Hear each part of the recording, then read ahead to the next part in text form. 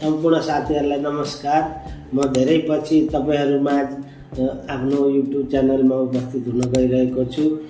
धेरै समयको बावजुद म आज विभिन्न कारणले गर्दा तपाईहरुमाझ जोडिन नसकेको हो, त्यसको लागि म क्षमा माग्न चाहन्छु।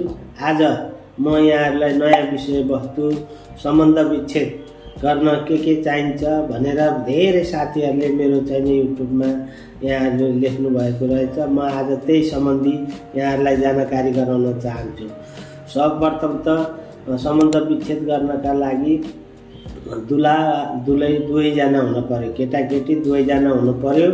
दुवैजनाको योभन्दा पहिला गरिएको विवाह दर्ताको प्रमाणपत्र अनि स्वयं केटीको नागरिकता अनि केटाको नागरिकता, साथै तपाईहरुले आफ्नो चाहिने सम्बन्ध विच्छेद गर्दाखेरि तपाईहरुले अदालतबाट गरेको फैसला हुन्छ, त्यो फैसला चाहिने ल्याउनु पर्ने हुन्छ र दुईजना मध्ये एकजना ती फैसला लिएर आएर सम्बन्धित आफ्नो वडा कार्यालयमा जानुभयो भने तपाईहरुको सम्बन्ध विच्छेद हुन्छ।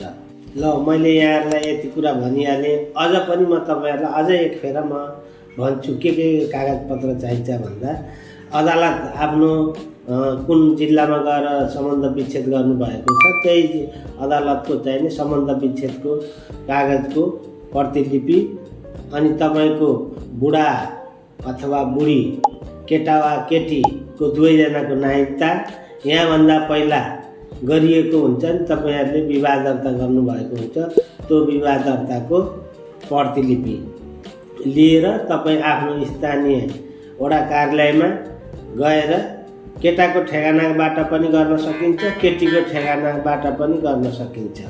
यो तपाईहरुले त्यति कागज लिएर सम्बन्धित स्थानीय तहमा वडा कार्यालयमा जानुभयो भने तपाईको सम्बन्ध विच्छेद हुन्छ।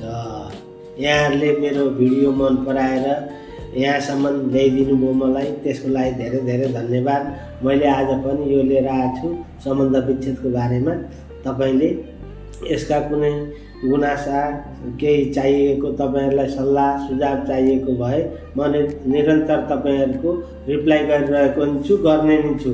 र भोलिका दिनमा पनि तपाईको हरूमाझ म अब दिनको एउटा यस्तै तपाईलाई जानकारीमूलक अथवा सन्देशमूलक चाहिने भिडियोहरू लिएर उपस्थित हुनेछु। मेरो युट्युब च्यानललाई तपाईहरुले लाइक, कमेन्ट र सब्स्क्राइब गर्न नबिर्सिनु होला। सूर्य ढुङ्गाना। हस्, यहाँहरूलाई धन्यवाद, नमस्कार।